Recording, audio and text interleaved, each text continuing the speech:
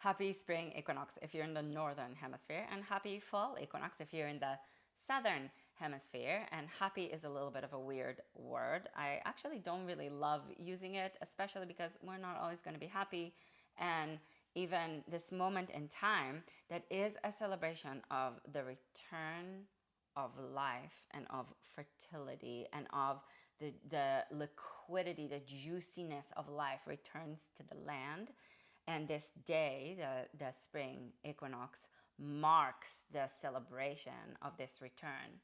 We're not always going to be happy.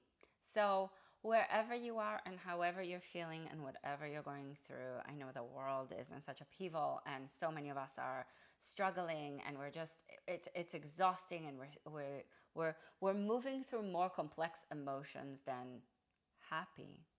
And yet we get to hold within the complexity of all the different aspects of life and this historical moment a view and a vision of nature's cyclicality that helps us perhaps remember the spring equinox is this moment where we're hitting balance between darkness and light, right? Equinox, equality, equilibrium. It's this moment of balance between day and night. And it's a tipping point because moments of balance are always a tipping point. Balance is never sustained. It's always something we hit and then continue to move in one direction or another. So it's a tipping point, and it takes us toward the light. And it's this reminder that out of the darkness and the cold of winter, it's funny for me to say that. I'm in Los Angeles. We had the warmest winter ever. We've had 90 plus degree weather for a while now.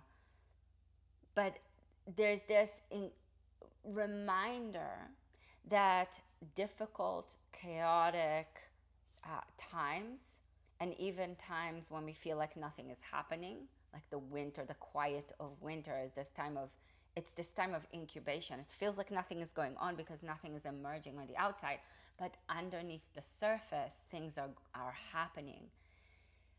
Moments like this, like the spring equinox, remind us that change is always here, that nothing is ever staying the same as what it has been. And that's for better and worse. It's kind of just how things are in this universe. And so it's this reminder that change is coming, that change is here, that how things were is not how they're continue to be. And that's important right now to remember as we're moving through a very difficult time in history. And also that there's a cyclicality. When we celebrate holidays, Sabbaths on the wheel of the year, when we celebrate really any holidays in any tradition, they are celebrated every year at a certain time of year. If the calendar you're following is solar or lunar solar, like the Jewish calendar is lunar, but it's got a solar aspect to it because every 4 years you add a month so that you catch up with the season, because the holidays are agricultural.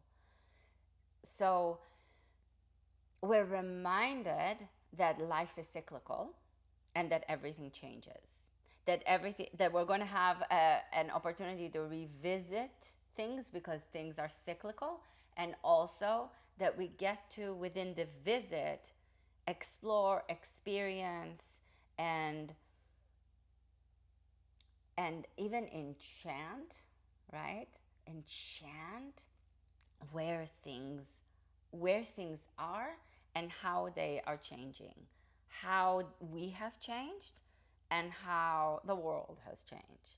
So right now we're experiencing a time in history where if we can remember that history is cyclical the way that nature is, then it really sucks where we are, because we're in a time in human history where this is not the beautiful face of humanity that's showing itself on the world display with war and so much cruelty and fascism and authoritarianism. But we also remember that humanity has been through times like this before, and that after that things emerge in as renewal, that something else will come, and that things do get I have a hard time with words like happy and with better, but that's the best that I can come up with right now. Things are going to get better in some ways. Spring Equinox reminds us of that. It's a message. There's a message of hope in it, right? There's a message of hope because the green returns to the land. The soil is fertile because of the dark and cold times and everything that has died and decomposed into the soil, but now it's fertile, and all the seeds that were dormant and hiding inside of it are now emerging and rising, and so the green comes back, and the world is starting to be covered in flowers, and the animals are coming out of hibernation, and it's mating season. So there's this lust, this erotic quality that is out in nature and everywhere that we look. I'm looking outside the window over there, and there's birds flying, and there's the chirping of birds. And on my balcony, I can see that some of the plants are awakening in their spring kind of a dance, and there's something very deeply nourishing for our soulfulness when we remember that times of great despair are followed by times of renewal. I don't know if that hits you, but for me it really helps to remember that. And now I've been on this planet for a while now, and I'm starting to recognize these patterns in my life a little bit more, right? Oh yeah, I have been through these feelings before of despair, of I don't know how I'm going to get out of this experience, of deep, I'll say that word, of deep depression, and something comes after that and uplifts, and renewal comes, and new ideas emerge, and we can follow them into the process of creating something new, something else out of whatever broke and kind of dissolved for us. We're gonna have experiences in life of dissolution, when things feel stuck, when the waters of our being feel frozen, when there's no light out, and then the weather warms up and the rivers start to flow because the snow and everything that was frozen is starting to melt, and so now things begin to flow, and the spring is really this time where the flow of the energy begins to move, and if you don't feel it, you can still feel into it. Does that make sense? If you don't feel in your life right now like this is a time of great renewal where the rivers of your life flow, you can still feel into that quality out in the world around you. And I'm not suggesting that you get encouraged by it. If this is not a time right now for you to be encouraged, if this is time for something else to move through you, that's respect that, right? We have different things moving through us, but leaning into it just gives us the ability, I think, at least for me, it helps to hold the spaces when things are feeling so cold and dark and difficult and hard and stuck and heavy. right? Spring marks a moment where lightness and light return, right? The light has been building up to this moment from the winter solstice, and now it's hitting the equinox, and now it's going to be stretching itself longer and wider than light.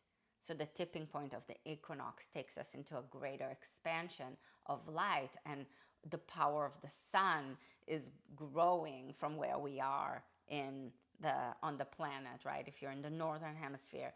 And so your own strength is, you're invited to engage and to participate in the building and in the regeneration of your own strength.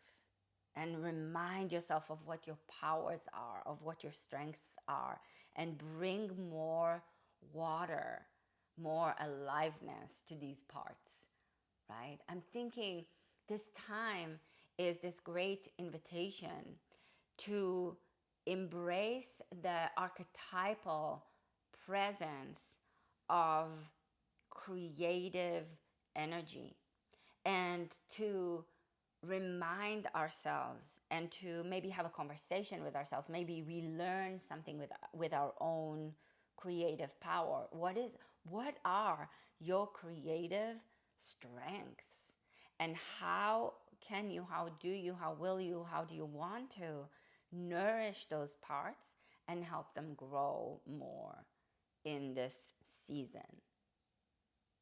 The spring equinox is a moment, but really the power of the equinox as an archetypal presence is a phase in the season. It's like it starts now and it stretches us toward and into the middle of spring, where things start to shift more towards summer with Beltane, if you follow the wheel of the year and the Sabbaths, the holidays of the pagan traditions. So spring equinox is a phase. You can take your time with this phase and ask yourself, okay, what is awakening? What is starting to melt? What has been melting? So symbolically, the starting of the melt starts midwinter. It's starting with Imbolc. It's starting with Bridget's holiday, the goddess Bridget, who brings this spark of renewal to the land, and who is the goddess of poetry. So creativity is starting to flow from midwinter, but now it's really gaining momentum. So I think of this holiday and this phase in the season as the time for goddesses of light and goddesses of water, of fluidity. And I love remembering that they emerge from goddesses of deep, murky darkness, that they're not on their own, that they're part of. So there's like a constellation of spring quality kind of goddesses, but they are in relationship with a galaxy of goddesses. They're held in a much greater context than just their own existence. I love remembering the relationship between darkness and light. And in a way, this is what the equinox, both the fall and the spring equinox, remind us. It's so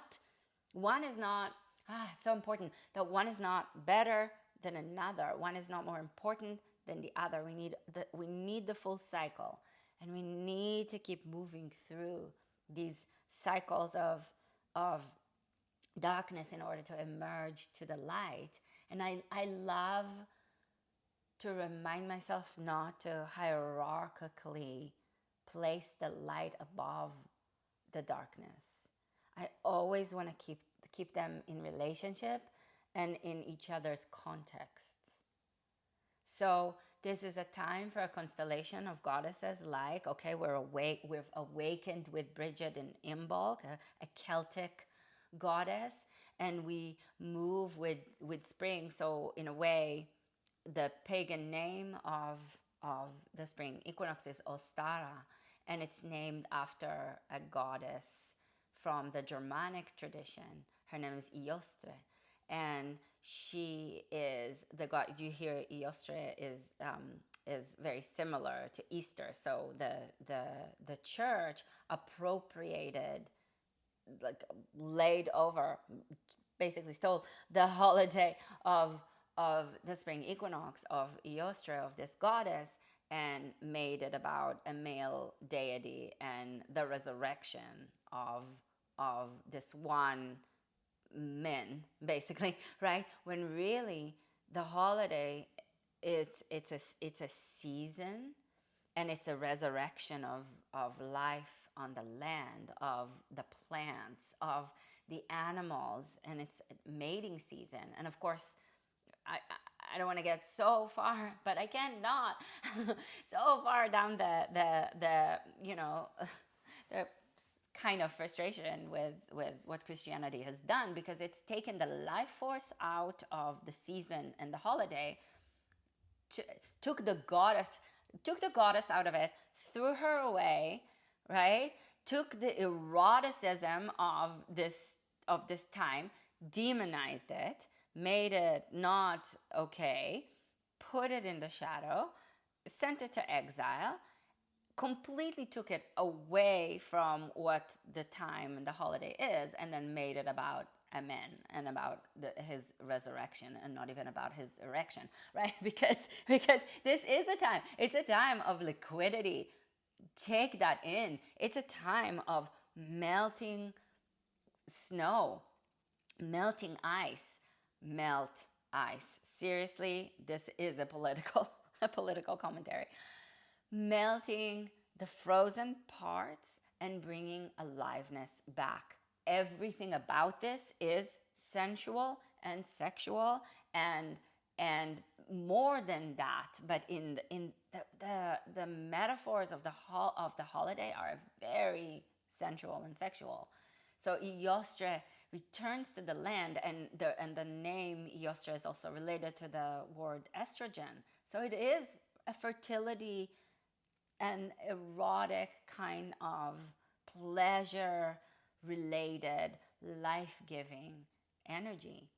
So Iostre is this maiden goddess who, I think it's this time is also the time that is like the symbol that symbolizes the way that the maiden, right? We had the crone goddess fully ruling the land during from fall to winter, and then there's a death.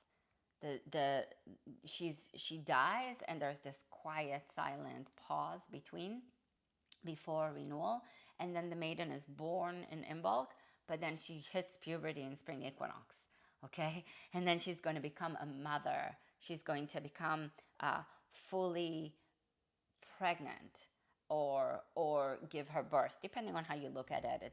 We don't need to be exact and direct about this. This is fluid. It really is. Spring equinox says fluidity, but she is either fully pregnant, full belly, or giving birth in the summer solstice. So we have this journey of life and death and rebirth that happens through the cycle of the wheel of the year. And we're having this moment right now in spring equinox where the maiden hits puberty. So she becomes fertile. There's this awakening. It's not yet full on. I think more Beltane is when it becomes full on mating, sex holiday. But spring equinox is just the awakening to the urge and to the impulse of life to become. And it happens along with Aries season starting today on the spring equinox, and that's a sign of it. It's a zodiac sign of impulse, of urge, of following the impulse that we have. And it's the impulse to live. It's the spark of life that is awakening in the world around us, in nature right now. So where does that meet you. Because if you don't feel that way, I think it's really important to find where we are and to place where we are personally and then collectively in relationship with the season, because you're not always going to feel like the season, and that can be really alienating when you're already feeling not connected in a way. So where are you, and where does this hit you? Where does this meet you? How do you meet it? If what you're experiencing is a lot of resistance to it, I invite you to be without resistance. Don't add resistance to your resistance. Be with your resistance. Are you hearing what I'm saying and you're just like, I hate everything she says, I'm not feeling that way? Let's meet yourself right there. Meet yourself in the experience that you have. And then from there, ask yourself, well then, if right now is the beginning of spring, how do I relate to it? If it's through a little bit of like sometimes I like to give my inner child that is really if it's really loud and jaded and resisting and like not in the mood for things, I like to give her voice. She needs to say something. She needs to voice her frustration, and I want to give her space to voice her frustration, because if she's feeling super upset and jaded, then she needs room. So how does she relate to spring? If where this finds you, wherever this finds you, ask this part of you to notice how it meets the beginning of spring. It's a little bit more complex than just taking on the teachings or the messages of the season. It gives you an opportunity to really live in the prismatic reality of your being. And so we're meeting ourselves. This I took a big detour. We're meeting ourselves with goddesses such as, I think about Saraswati from the Hindu tradition, who is a river goddess. Even her name, Sara, is essence, but it's also flow. It's liquidity. And Sva is the self. So it's a flow of the self. How are you, who you are, the self as you are, and the self as a collective, how is it flowing? What is the essential nature of it? And how is it moving? What's the liquidity? What's the flavor of it right now as it moves? How is it moving? So goddesses of melting, flowing water, like Saraswati, she's a goddess of creativity. So it's the creative flow. And you can call her in if this speaks to you. I'm not going deep into her. I'm just kind of suggesting a little bit of deities to play around with. And please, let's do that in a very respectful way, and not just in an appropriative way, but respectfully. Know where the deities come from and learn about them rather than just invoke them. So I love that, actually. I'm happy I brought Saraswati first, because she's a goddess of learning and of yes, an intellectual perspective. And hooray to that. She's creative and intellectual. And I think that we have demonized a little bit, especially in this day and age, and particularly really in the wellness and spiritual traditions. We've kind of poo-pooed on intellectualism, and I think I want to bring it back, because I think we're losing important, beautiful parts of ourselves if we negate any parts of ourselves. So yes, she's an intellectual goddess. So she's an invitation to learn. One of her hands holds a book, because it's the Vedas, but it's a symbol. It's a symbol. She's a symbol of knowledge. Yes, of art. Yes, of science. Yes, of creativity. Yes, of knowledge. She's also, even though sometimes She's consorted with Brahma. She's really not a consorted goddess. She's a goddess who hasn't married. There's a story about her having how like not showing up to her wedding day. Because she's reading, she's busy studying. She's a goddess of the librarian in you.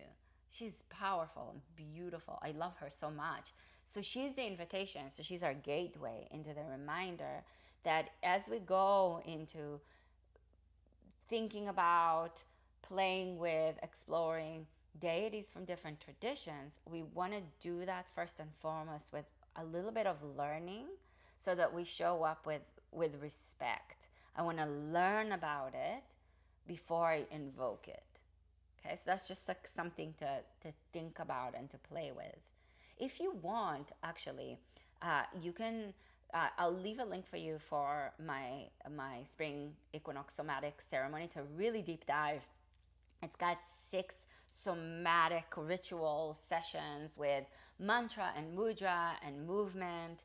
And so it's 5 sessions of more movement, and then 1 session that's more pranayama, breathwork, and meditation.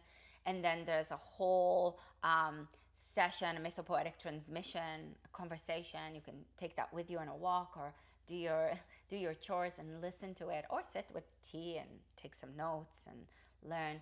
But there's like a mythopoetic exploration of spring.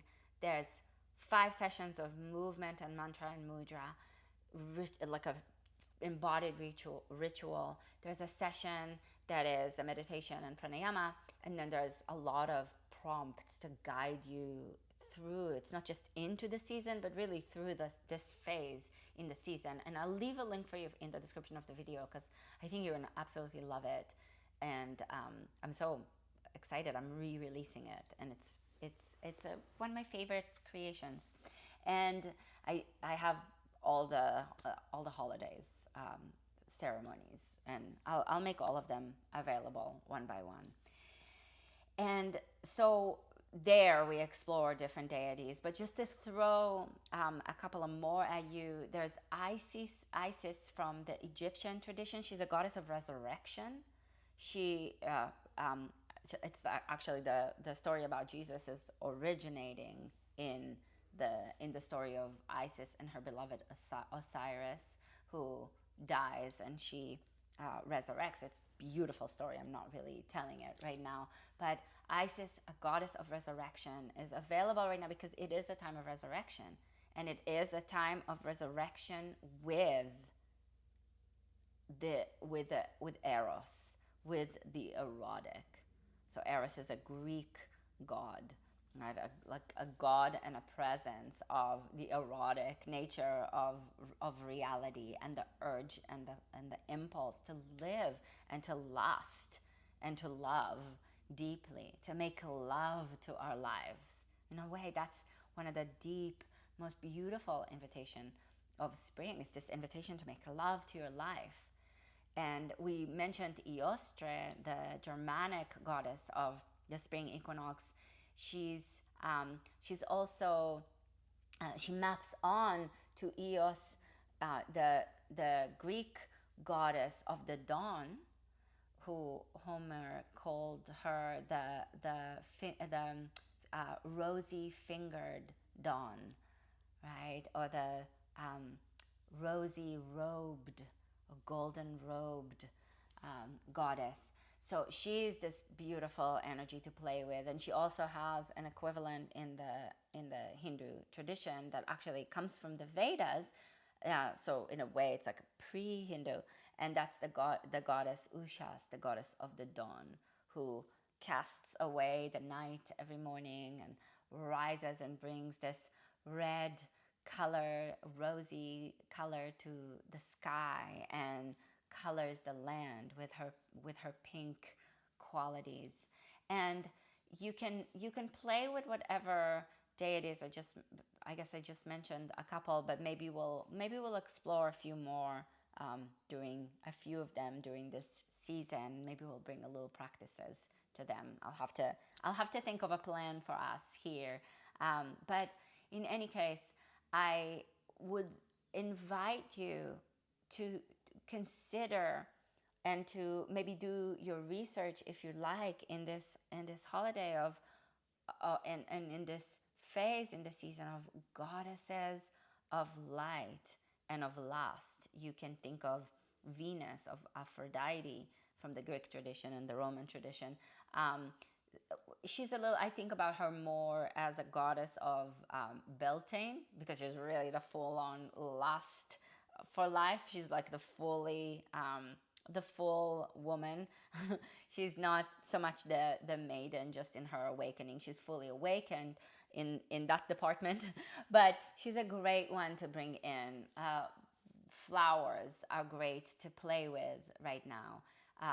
Do your gardening if you'd like during this season, and bring on pollinator plants to where you live to bring more butterflies and more bees and help the pollinators on the earth. So there's stuff that we can do, deities that we can play with, contemplations that we can bring in, and a conversation that can help us meet ourselves more fully where we are, personally and collectively, not bypassing where we are, but introducing to where we are, where the natural world is, so that we can have a greater, a more wide perspective, and a more, in a way, it's like a deeper, richer, more layered sense of self and connection to the world. So I hope this is interesting. There's also the great books, the great book Missing Witches, by well, I'm blanking on their names. I don't know why. By Lisa Dickens. Wow, and Amy Torok. I had a moment right now. And in their book, they have a podcast, Missing Witches, but in their book, Missing Witches, they lay their research of women, activists, interesting, deep women whose work has kind of disappeared and been crushed by colonialism and by the patriarchy, but there are these powerhouses that find their way, that lay the ground for a lot of us today. So that book is really great to read, and to read about the chapter about Ostara in their book. So there's just some ideas. I just had them and I threw them at you. But whatever makes you feel alive, drink a lot of water today and into this season. You can play with some herbs. I've been doing this for the past year, but I started mid-spring last year. But to drink infusions of oat straw, that is this great herb that is so supportive of our nervous system and of our sensual, sexual energy. Really supportive of that, and there's a whole deeper relationship, if you think about it, between your nervous system and the sex hormones. So here's estrogen again. Perfect. We're ending with estrogen. We're ending with the great goddess Iostre, and with this beautiful invitation to make Ostara, to make Spring Equinox and this phase in the season meaningful. So instead of happy Spring Equinox, I'll say have a most meaningful Spring Equinox. And I hope you enjoyed this video. Again, I'll leave a link for you in the description of the video for the Spring Equinox somatic ceremony. And I'll leave a link for you also for a little spring thing that I wrote on my Substack. I'd love for you to join me on Substack, by the way. I send messages on Substack every Monday. It's a muse medicine, so it drops in, it flows your way every Monday. And I'll also leave a link for you for the ritual guide, this free ritual guide that I created that you can get by following the link that I'll leave in the description of this video. Okay. If you're not yet subscribed to this channel, please subscribe to this channel. Helps other people find it. Put a like on this video. It's going to help other people see it, and it's going to help me so much. So I'm so grateful. and also share it with your people who might also enjoy this. Thank you so, so much. Have a most meaningful spring equinox, and I'll catch you sometime soon. All right. Namaste.